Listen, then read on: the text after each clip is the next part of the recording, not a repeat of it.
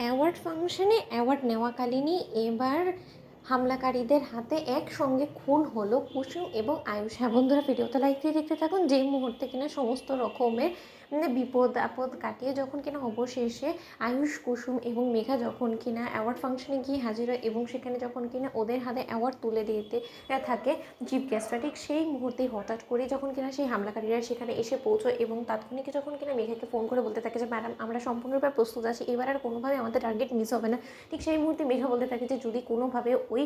কুসুম সরকার দেখতে পেয়েও যায় তাহলে সঙ্গে সঙ্গে ওকেও শেষ করে দিবে, কিন্তু কোনো মতে ওরা দুটো যাতে আজকে বাড়িতে বেঁচে ফিরতে না পারে এই দিকটা তোমাদেরকে খেয়াল রাখতে হবে। প্রথম মিশন কিন্তু আমাদের সাকসেসফুল হয়নি, এই মিশনটা যদি কোনো মতে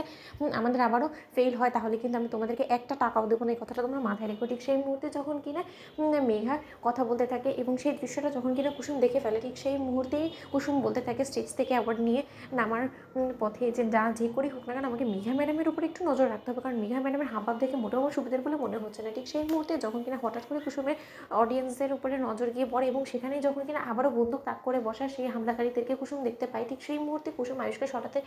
যাবে, তার আগেই যখন কিনা আয়ুষের ভাগের গুলিটা কুসুমের গায়ে গিয়ে লাগে। ঠিক সেই মুহূর্তে কুসুমকে বাঁচাতে গিয়ে যখন কিনা আয়ুষ ঝাঁপিয়ে পড়ে, ঠিক সেই মুহূর্তেই হামলাকারীরা এলোপাতাড়ি আয়ুষের দিকেও গুলি ছুড়ে যখন কিনা দুজনকে একসঙ্গে শেষ করে দিয়ে যখন কিনা তাদেরকে সেখানকার উপস্থিত গেস্টরা যখন কিনা ধরে ওদেরকে বাঁচানোর চেষ্টা করতে থাকে, ঠিক সেই মুহূর্তে মিথ্যে নাটক করে মেঘা যখন কিনা এগিয়ে গিয়ে বলতে থাকে যে আয়ুষ আয়ুষ তোমার কিচ্ছু হবে না, আয়ুষ তোমাকে আমরা অবশ্যই বাঁচাবো, আয়ুষ তোমাকে আমরা এক্ষুনি হসপিটালাইজ করবো আয়ুষ। ঠিক সেই মুহূর্তে মেঘা যখন কিনা সেখানকার উপস্থিত সমস্ত গেস্টদেরকে যখন কিনা বলতে থাকে যে আপনারা প্লিজ আমাদেরকে একটু হেল্প করুন না, যেগুলো হোক না কেন আমাদেরকে বাঁচাতেই হবে। ঠিক সেই মুহূর্তে আয়ুষ যখন বলতে থাকে যে কুসুম তোমার কিচ্ছু হবে না, মেঘা যে করে হোক না কেন কুসুমকে বাঁচাতে হবে, যদি আমি পৃথিবীতে বেঁচে থাকি তাহলে কুসুমকেও বাঁচতে হবে আমার সঙ্গে। ঠিক সেই মুহূর্তে সেখান গেস্টরা যখন কিনা আয়ুষ এবং কুসুম দুজনকে একসঙ্গে নিয়ে হসপিটালে ছোটে, ঠিক সেই মুহূর্তে অন্যদিক থেকে মেঘা যখন কিনা দেবলীনাকে ফোন করে বলতে থাকে যে দেবলীনা এদিকের কাজ সাকসেসফুল হয়েছে, এই যাত্রায় কোনো মতে কুসুম এবং আয়ুষ কেউই বাঁচবে না, কারণ দুটোকে একসঙ্গে শেষ করে দেওয়া হয়েছে, ওরা এবার স্বর্গে গিয়ে দুজনে একসঙ্গে থাকবে। খুব বেশি এদের মধ্যে মেল মোহব্বত, এদের মধ্যে খুব বেশি ভালোবাসা, সেই ভালোবাসা এবার ঘুচিয়ে দিয়েছে, এবার আর কোনো মতেই এরা ফিরে আসবে না। এবং যদি কোনোভাবে ডক্টরের ট্রিটমেন্টে খাদের ওরা বেঁচেও যায় তাহলে ওরা যাতে হসপিটাল থেকে ভালোভাবে সুস্থ সবল হয় ডিসচার্জ না পায় সেই ব্যবস্থা এবার আমি করবো, প্রয়োজনে আমি ওদেরকে নিজ হাতে শেষ করে দেবো, কিন্তু তোর উপরে